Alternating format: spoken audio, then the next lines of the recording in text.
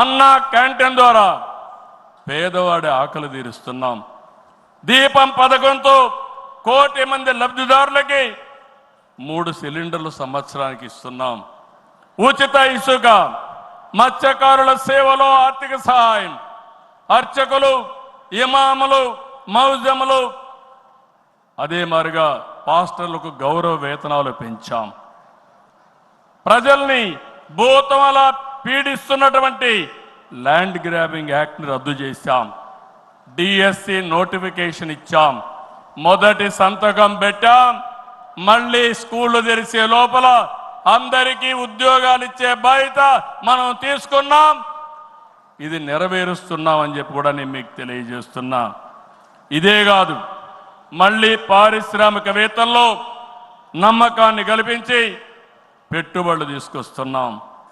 11 నెలల్లో 6 state investment promotion board మీటింగ్లు పెట్టి 76 ప్రాజెక్టులకి శ్రీకారం చుట్టాం. దీనివల్ల 4,95,000 కోట్ల రూపాయలు పెట్టుబడులు వస్తున్నాయి. 4,57,000 మందికి ఉద్యోగాలు వస్తున్నాయని చెప్పి కూడా నేను మీకు తెలియజేస్తున్నా. ఇదొక పక్కన మీరు చూస్తే నేను ఒకటే మీ అందరికీ హామీ ఇస్తున్నాను.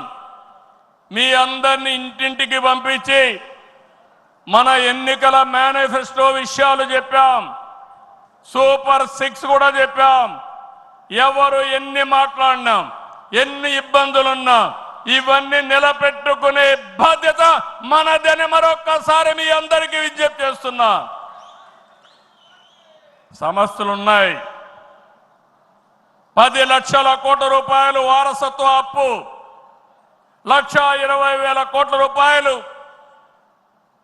బకాయిలు, ఏదైతే బిల్స్ మాత్రం బకాయిలు. అందులో తెలుగుదేశం పార్టీ అంటే కచ్చగట్టి నీరు చెట్టు కానీ, నరేగా కానీ మీరు చిన్న చిన్న పనులు చేసుంటే అవన్నీ కూడా వారగా పెట్టారు. నేను ఒకటే చెప్తున్నా, అవసరమైతే కేంద్రానికి కూడా చెప్పాం. కావాలని దగ్గర అకౌంట్లు క్లోజ్ చేసే పరిస్థితి వచ్చారు. అన్ని కూడా ఓపెన్ చేయించాం.